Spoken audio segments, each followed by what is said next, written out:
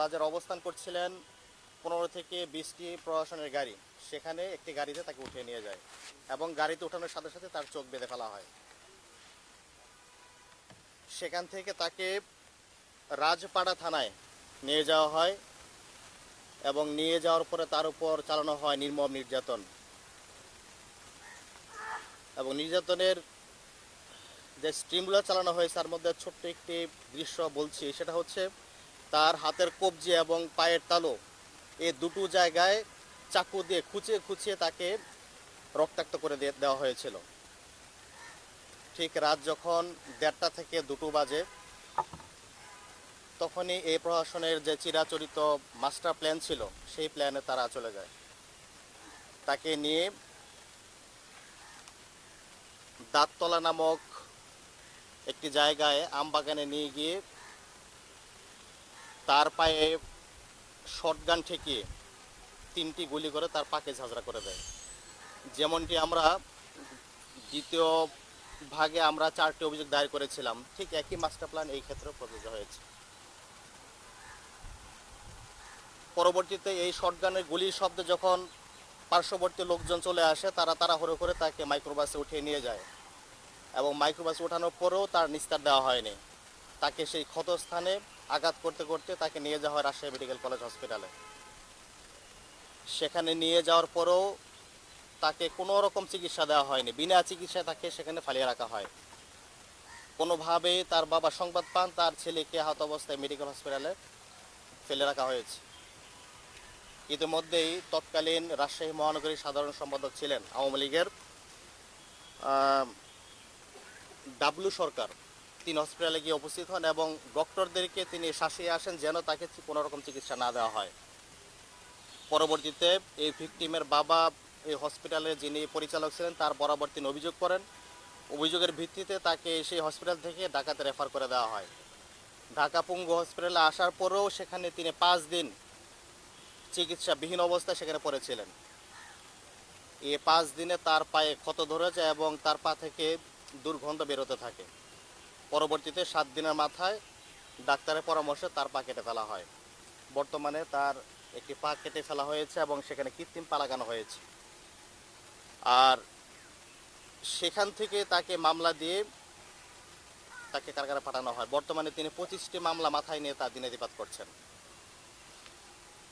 দ্বিতীয় অভিযোগ আমরা দায়ের করেছি আমাদের ভিকটিম আব্দুল করিম ভাই। আব্দুল করিম ভাই আমাদের পাশে হুইল চেয়ারে বসে আছেন।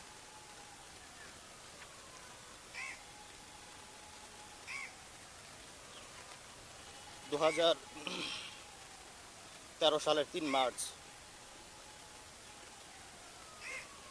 আল্লামা জালাল হোসেন সাঈদী হুজুরের যখন রায় হয়, রায়ের প্রতিবাদে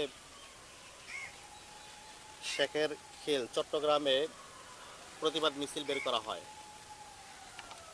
সে প্রতিবাদ শান্তিপূর্ণ প্রতিবাদ মিছিলে আওয়ামী লীগ, ছাত্রলীগ, যুবলীগ অতর্কিত হামলা চালায় এবং পুলিশের একটি বুলেট আব্দুল করিম ভাই মেরুদণ্ডে এসে আঘাত লাগে এবং সাথে সাথে তিনি সেখানে পড়ে যান। সংগঠনের ভাইদের সহযোগিতায় স্থানীয় একটি হসপিটালে নিয়ে যাওয়া হয়। সেখানে ডাক্তার দ্রুত চট্টগ্রাম সদর হসপিটালে নিয়ে যাওয়ার পরামর্শ দেয়, কিন্তু যখন ভাইয়েরা তাকে সদর হসপিটালে নিয়ে যাওয়ার জন্য প্রস্তুতি গ্রহণ করে তখনই আওয়ামী লীগ এবং প্রশাসন তাদেরকে যেতে বাধা দেয়। পরবর্তীতে সংগঠনের ভাইদের সহযোগিতায় বঙ্গোপসাগরের পানিপথে অর্থাৎ স্থলপথে তাকে নিয়ে জলপথে তাকে নিয়ে চট্টগ্রাম সদর হসপিটালে উপস্থিত হন। সেখানে কর্তব্যরত ডক্টর যখন তাকে দেখেন তখন তিনি চিকিৎসা করতে অপারগতা প্রকাশ করেন এই জন্য যে তার পক্ষে তাকে সুস্থ করা অসম্ভব ছিল। পরবর্তীতে দীর্ঘ চিকিৎসা পরেও তাকে আমরা এখন পর্যন্ত সুস্থ করে তুলতে পারিনি। পরবর্তীতে তাকে ঢাকাতে নিয়ে আসা হয়। ঢাকাতে দীর্ঘদিন চিকিৎসা পরে মোটামুটি সুস্থতার পথে এখন যেভাবে দেখছেন তিনি এতটুকু সুস্থ আছেন। চরম বাস্তবতা হচ্ছে যে এই ভাইটা 11 বছর যাবৎ ঢাকাতে একটি হসপিটালে চিকিৎসাধীন আছেন এখন পর্যন্ত।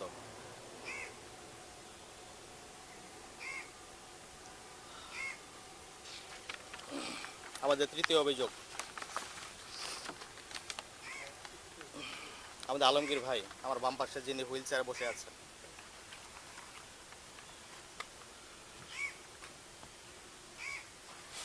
28শে ফেব্রুয়ারি 2013 আল্লামা দেলোয়ার হোসেন সাঈদীর রায়ের এই প্রতিবাদে বগুড়ার শেরপুর থানার মির্জাপুর বাজার থেকে তারা একটি প্রতিবাদ মিছিল বের করে। সেখানেও এই পুলিশ, আওয়ামী লীগ, যুবলীগ এবং বিজিবি সম্মিলিতভাবে তাদের উপর হামলা চালায়। এই হামলা ফলশ্রুতিতে পুলিশের একটি বুলেট আমাদের এই ভিকটিম ভাইয়ের কানে গিয়ে আঘাত করে। মুহূর্তের মধ্যে তিনি সেখানে পড়ে যান। পরবর্তীতে পুলিশ তাকে গ্রেপ্তার করে যখন পুলিশের গাড়িতে উঠাচ্ছিলেন,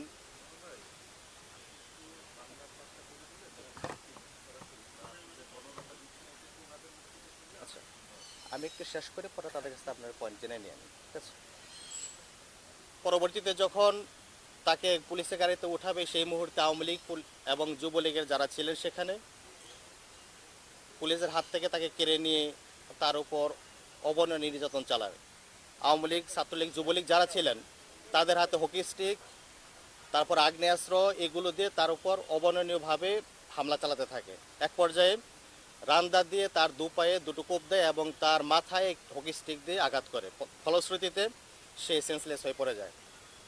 পরবর্তীতে পুলিশ এবং আওয়ামী লীগ তাকে মৃত ভেবে সেখানে একটি ব্রিজ ছিল, 30 ফুট উঁচু ব্রিজ, সেই ব্রিজ থেকে তাকে ফেলে দেওয়া হয়। পরবর্তীতে তার এই মেরুদণ্ড ভেঙে যায়। সেখানে স্থানীয় হসপিটালে আমাদের ভাইদের সহযোগিতা নিয়ে যাওয়া হয়। সেখান থেকে উন্নত চিকিৎসার জন্য ঢাকাতে নিয়ে আসা হয়, কিন্তু ভাইকে আমরা আদৌ পর্যন্ত সুস্থ করে তুলতে পারিনি। আমাদের আব্দুল করিম ভাই এবং আলমগীর ভাই, এই দুজন ভাই 11 বছর যাবৎ একটি হসপিটালে চিকিৎসাধীন আছেন। আরেকজন ভাই যিনি আন্দোলনে আহত হয়েছেন, আমাদের মিশু ভাই আছেন আমার পাশেই দাঁড়ানো। 2022 সালের ঘটনা, 24শে ডিসেম্বর নোয়াখালী মাইজিতে ঘটনা ঘটেছিল। একটি জামাতের বিক্ষোভ মিছিলে তিনি অংশগ্রহণ করেছিলেন। পুলিশ সেখানে একইভাবে তাকে মানে মিছিলের উপর হামলা চালায়। পুলিশের গুলিতে তার একটি চোখ নষ্ট হয়ে যায়।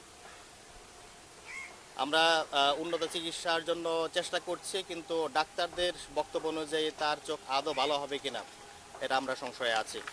এই 4 জন ভাই আমাদের অঙ্গহানি হয়ে দিনাতিপাত করছেন। আমাদের নেক্সট হচ্ছে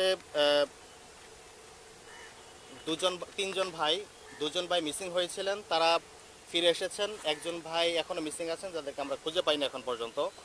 তো 5 নম্বর অভিযোগ হচ্ছে 14 জুন 2017-তে সাইফুল ইসলাম তারেক ভাই আমাদের এখানে উপস্থিত আছেন। সাইফুল ইসলাম তারেক ভাই আছেন? সাইফুল ইসলাম তারেক ভাই, যাকে 14 জুন 2017 তার নিজস্ব বাড়ি রাঙ্গুনিয়া থেকে গ্রেপ্তার করেছিল র্যাবের পরিচয়, সাদা পোশাকে র্যাবের পরিচয় গ্রেপ্তার করে নিয়ে গিয়েছিল।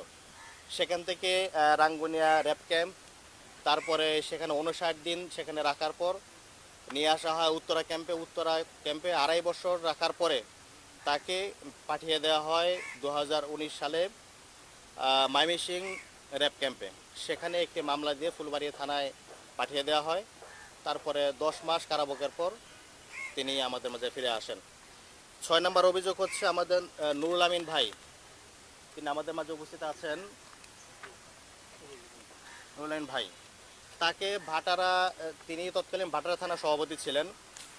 রাজশাহী বিশ্ববিদ্যালয়ে 2 জন ভাই গুম হয়েছিলেন ঢাকাতে এসে। তো তাদের এই গুম হওয়ার বিষয়ে জিডি করার জন্য গুলশান থানায় গিয়েছিলেন। গুলশান থানা থেকে বের হওয়ার পরে যখন গুলশান বাজার মসজিদে নামাজ পড়ে বের হলেন, সাথে সাথে র্যাবের পরিচয়ে সাদা পোশাকে তাদেরকে উঠিয়ে নিয়ে যাওয়া হয় এবং সেম কেস তাদেরকে উঠিয়ে নিয়ে গিয়ে উত্তরা র্যাব ক্যাম্পে রাখা হয়। তিনি 3 মাস 15 দিন গুম ছিলেন। পরবর্তীতে তাদের এই নুরুল আমিন ভাইকে হাত পা এবং চোখ বাঁধা অবস্থায় মানিকগঞ্জে রেখে আসা হয় এবং একই সাথে গুম হয়েছেন আব্দুল সালাম ভাই, তিনি রাজশাহী বিশ্ববিদ্যালয়ের আইন সম্পাদক ছিলেন। তাকে মানিকগঞ্জে ভোর রাতে ফেলে আসা হয়। পরবর্তীতে আমরা ভাইদেরকে খুঁজে পাই। সর্বশেষ হচ্ছে আমাদের 7 নম্বর কামরুজ্জামান ভাই, যিনি এখন পর্যন্ত মিসিং আছেন। আমরা শত চেষ্টা করো ভাইকে আমরা খুঁজে পাইনি। তার বাড়ি হচ্ছে ঝিনাইদহ সদরে। তাকেও এই র্যাবের পরিচয়ে বাসা থেকে উঠিয়ে নিয়ে যাওয়া হয়, বন্ধুর বাসাতে উঠিয়ে নিয়ে যাওয়া হয়, কিন্তু অদ্যবধি পর্যন্ত আমরা তার কোনো হদিস পাইনি। এ ছিল আমাদের 7টি অভিযোগ। আমরা ট্রাইব্যুনাল অভিযোগ দায়ের করেছি। আমরা আমাদের অভিমত, আমাদের প্রত্যাশা ব্যক্ত করেছি যে যারা এখনো মিসিং আছে আমরা তাদেরকে ফিরে পাবো। যারা এই ফ্যাসিস্ট আওয়ামী সরকারের নির্যাতনের শিকার হয়েছে, যারা এই ভায়োলেন্সের সাথে জড়িত ছিল, তাদেরকে শাস্তির আওতায় নিয়ে এসে এই ট্রাইব্যুনাল ন্যায় বিচার প্রতিষ্ঠিত করবে, সে প্রত্যাশা আমরা ব্যক্ত করেছি। 6 জন মিসিং আছে। কামরুজ্জামান ঘটনা 17 সালের 5 মে 2017। জি, এখন আপনারা ভিকটিমদের সাথে কথা বলতে পারেন। আমাদের আমরা এটা ইতিপূর্বে বিপ দিয়েছে, নিয়ে নিতে পারবেন। জি, ঘুম থেকে ফিরে আসছেন। হ্যাঁ। জি জি।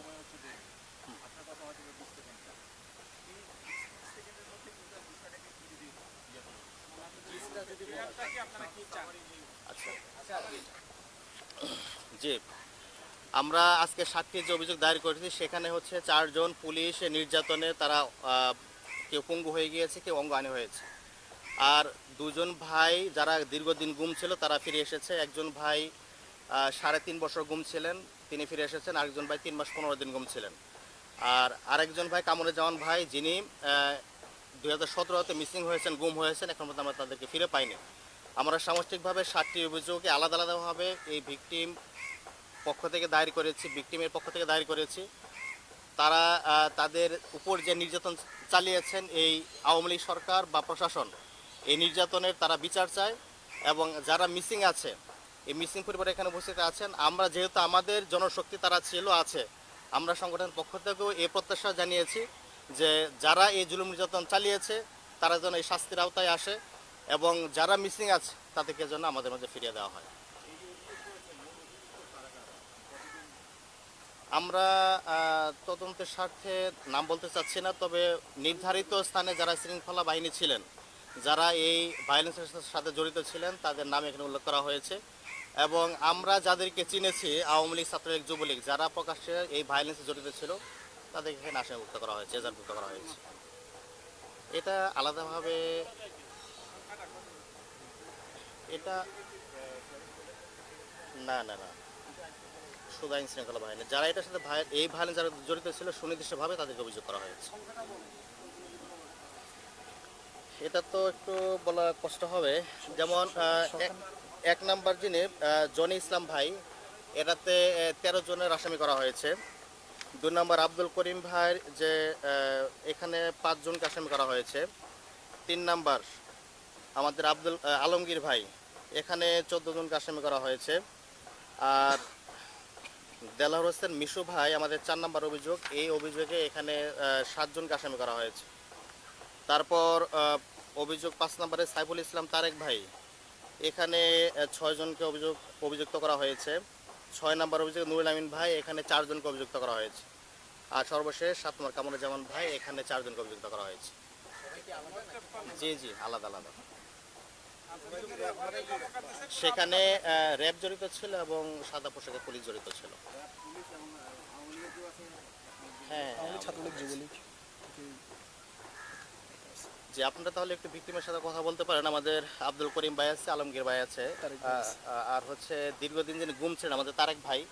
এখানে একটি বিষয় আপনাদেরকে হাইলাইট করে রাখি যে আমাদের যারা গুম ছিল, যারা ফিরে এসেছে, তাদের পক্ষ থেকে একটা জায়গায়, মানে তাদের তথ্যের আলোকে একটা জায়গাতে ফোকাস আমরা দিচ্ছি, সেটা হচ্ছে উত্তরা র্যাব ক্যাম্পের আশেপাশে কোথাও একটা আয়নাঘর আছে, যেখানে মানে ভাইরা যে লোকেশন দিচ্ছে, যে লোকেশন তারা দিচ্ছে, সে অনুযায়ী আমরা বুঝতে পারছি যে এটা এখানে। কারণ তারা বলেছে, প্রত্যেকের অভিযোগেই এই একই বক্তব্য দিয়েছে যে আমরা মাঝে মধ্যেই শুনতে পেতাম যে বিমান উঠছে বা বিমান নামছে, এরকম সাউন্ড আমরা শুনতে পেতাম নিয়মিত। এখানে একই জায়গায় ছিলেন আমাদের এই তারেক ভাই এবং একই জায়গায় ছিলেন আমাদের নুরুল আমিন ভাই। তো যেহেতু দীর্ঘদিন ভাই গুম ছিলেন, ভাইয়ের কাছ থেকে আপনার একটু বক্তব্য শুনতে পারেন। তারপরে এখানে আমাদের 2 জন আহত ভাই আছে, তাদের কাছে শুনতে পারেন। জি, তারেক ভাই। বিসমিল্লাহির রহমানির রহিম। আসসালামু আলাইকুম রহমতুল্লাহ। আমি মোহাম্মদ সাইফুল ইসলাম, আমার বাড়ি রাঙ্গুনিয়া, চট্টগ্রাম। 2017 14 জুন আমাকে বাসা থেকে তুলে নিয়ে যাওয়া হয় সাদা পোশাকধারী। তারপর আমাকে র্যাব 7-এর পতেঙ্গায় 49 দিন রাখা হয়। আমাকে গ্রেপ্তার করার 2 দিন পর জয়নুল আবেদিন ভাইকেও গ্রেপ্তার করা হয় বান্দরবান থেকে। তারপর আমাকে এখন মিসিং আছেন তিনি। তারপর আমাকে চোখ বেঁধে, অবশ্যই সব সময় আমাকে চোখ বাঁধা আর হ্যান্ডকাপ পরা অবস্থায় রাখা হতো। আমাকে নিয়ে আসা হয় এখানে হেডকোয়ার্টারের আশেপাশে কোনো একটি স্থানে, যে স্থানে আমি সব সময় শুনতে পেতাম বিমান ল্যান্ড করা আর ওঠার শব্দটা। এখানে আমাকে এমনভাবে রাখা হয়েছিল, চোখ বাঁধা, তারপর 24 ঘন্টা হাত বাঁধা, আর ভিতরে যে নির্মম নির্যাতনটা চালানো হতো, প্রস্রাব করতে দিত না ঠিকমতো, খাবারের টাইম দিত না, কথা বলার কোনো সুযোগ ছিল না। আমি বয়েস হারিয়ে ফেলেছিলাম। 3.5 বছর পর বের হওয়ার পর আমার মুখ থেকে কোনো বয়েস বের হচ্ছিল না। আমার এমন অবস্থা হয়েছিল যে প্রস্রাব করার মতো আমরা তাদেরকে ডাকলেও আমাদেরকে প্রস্রাব করতে নিত না। আমাদের সেখানে রাখা হয়েছিল শুধুমাত্র একটা বোতল, যে বোতলে আমরা পানি খেতাম। পানি খেয়ে যখন প্রস্রাব ধরে রাখতে পারতাম না, সেই বোতলে আমাদের প্রস্রাব করতে হতো। আবার সেই প্রস্রাব ফেলে দিয়ে সেই বোতলে আবার পানি খাইতাম। আমাদের খাবার দিত, 1 মিনিট বা 2 মিনিট টাইম দিত। এর ভিতর যদি খাবার খেতে না পারতাম তাহলে মারধর করতো, আবার খাবারগুলো নিয়ে যেত। আর সেখানে সবচেয়ে ভালো ব্যবহার ছিল শালার পুত, সুন্দর ব্যবহার এটা। পরবর্তীতে সেখানে আমি জয়নুল ভাইয়ের সাথে আবার দেখা করতে পারি 2019 সালে। যদিও চোখ বাঁধা আর হাত বাঁধা থাকতো, কিন্তু কোনো একটা সুযোগ পাইছিলাম যে গোপনে তাকে আমার সামনে রাখা হয়েছিল কোনো একটা ছেলে। এরপর আমি 2020 সালে আমাকে ময়মনসিংহ র্যাব 15-তে ট্রান্সফার করা হয়। জয়নুল ভাইয়ের সাথে আর কোনো দেখা হয়নি 2019-এর পর থেকে। আমাকে তারপর একটি মিথ্যা মামলা সাজিয়ে ময়মনসিংহ ফুলবাড়িয়া থানায় মামলা দেওয়া হয়। অনেকবার পিটিশন করার পরও তৎকালীন সময় জামিন মিলেনি। 10 মাস পর জামিন মিলে। তারপর আমি এখন আলহামদুলিল্লাহ বাড়িতে আছি। দাবি কি? আপনার প্রত্যাশা দাবি কি বলেন? আমার দাবি হলো, যারা এরকম অন্যায়ভাবে বিচার বহির্ভূতভাবে যারা মায়ের কোল থেকে সন্তানদের কেড়ে নিয়ে এসে মিথ্যা নাটক সাজিয়ে একটি ছেলের জীবন ধ্বংস করে দিতে পারে। আমি তখন ইন্টার পরীক্ষা দিচ্ছিলাম। আমার ইচ্ছা ছিল আমি একজন সফটওয়্যার ইঞ্জিনিয়ার হব, কিন্তু আমার সেই ইচ্ছাটা আর পূর্ণ হলো না। আপনাদের কাছে আমার দাবি, শুধু আমি না, আমি যেখানে ছিলাম সেখানে 10টা সেল ছিল। এইভাবে সেখানে নিয়মিত মানুষ আনা হতো, নেওয়া হতো, যেটা আমি বুঝতে পারতাম। এভাবে তারা অসংখ্য মায়ের বুক খালি করছে। যারা এভাবে মিথ্যা নাটক সাজিয়ে মায়ের বুক খালি করছে, আমি তাদের প্রত্যেকের বিচার চাই। 2017 সালের আগে, অর্থাৎ যখন বেনজির ছিল, র্যাব প্রধান ছিল, তখন থেকে এগুলো শুরু হয়েছিল। আমি চাই তখন যারা দায়িত্বপ্রাপ্ত ছিল তাদের প্রত্যেকের বিষয়টা সামনে আসুক এবং তাদের ব্যাপারে অভিযোগ দায়ের করা হোক। আমাদের নুরুল আমিন ভাই একই জায়গায় ছিলেন, ভাই কাছ থেকে একটু বিস্তারিত করেন। বিসমিল্লাহির রহমানির রহিম। 2013 সালের 26 জুন রাত আনুমানিক 7:30-এ রাজশাহী বিশ্ববিদ্যালয়ে এর আগে গুম হওয়া 2জন শিক্ষার্থীর মামলা করার জন্য গুলশান থানায় গিয়েছিলাম। সেখান থেকে আমরা গুলশান আজাদ মসজিদে মাগরিবের নামাজ পড়ে বের হওয়ার সময় সাদা পোশাকধারী আইনশৃঙ্খলার পরিচয়ে আমাকে প্রথম পিছন থেকে হাত বেঁধে ফেলে এবং চোখ বেঁধে গাড়িতে উঠানো হয়। সেখানে একটু আগে যে তারেক ভাই যে ঘটনা বর্ণনা করেছেন, সেই নির্দিষ্ট রুমে যে আমরা আসলে চোখ বন্ধ ছিল, আমরা বুঝতে পারিনি। অনুমান করতে পেরেছি এটা, যেহেতু আমি ঢাকায় বসবাস করেছি, এটা এয়ারপোর্টের আশেপাশে হবে। ওখানে প্রচুর বিমান উঠতো নামতো আর কি, শব্দ শুনতে পেতাম। আর সেম কন্ডিশন, এখানে আমাকে 3.5 মাস পিছন থেকে হ্যান্ডকাপ বাঁধা অবস্থায় এবং সামনে থেকে চোখ বাঁধা অবস্থায় রাখা হয়েছিল। এবং 24 ঘন্টায় আমাদের এখানে প্রায় 200 ভোল্টের বাল্ব বাতি যেটা জ্বালানো হতো, কোনো আলো বাতাসের ব্যবস্থা ছিল না। তারেক ভাইয়ের মতো সেম, আমাদেরকে প্রস্রাবের সময় দেওয়া হতো না। পানি খাওয়ার জন্য সেই বোতলটা একটি বোতল ইউজ করা হতো।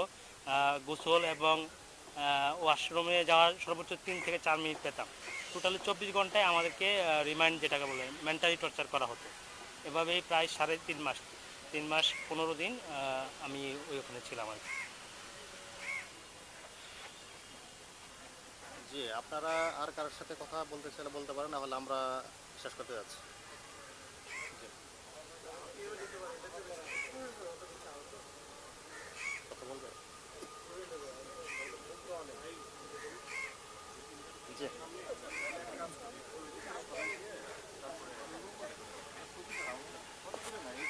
দাঁড়ানো কি সম্ভব তো হবে না ভাইদের। ঠিক আছে। আচ্ছা, একটু একটু লাউডলি বলেন। আচ্ছা, একটু লাউডলি বলুক। হ্যাঁ,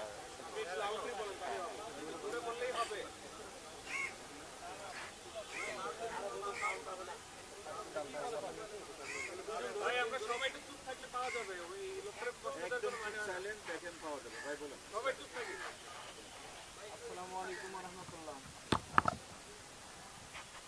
2013 সাল 28 ফেব্রুয়ারি আল্লামা সাইদি হুজুর অবৈধ রায়ের প্রতিবাদে আমরা রাস্তায় অবস্থান করছিলাম। এমন সময় সকাল 8:30। আমরা বুঝতে পারি নাই, হঠাৎ করে 6-7 প্লাটুন পুলিশের গাড়ি এবং র্যাবের গাড়ি, বিজিবির গাড়ি, বিজিবির গাড়িতে পুলিশের গাড়িতে বেশ ভাগে ছিল যুবলীগ, ছাত্রলীগ এবং অঙ্গ সংগঠনের বিভিন্ন ছাত্র বাহিনী এবং হলো বিভিন্ন বাহিনী, লাঠিয়াল বাহিনী। ওনারা অতর্কিত এসে গুলি করে।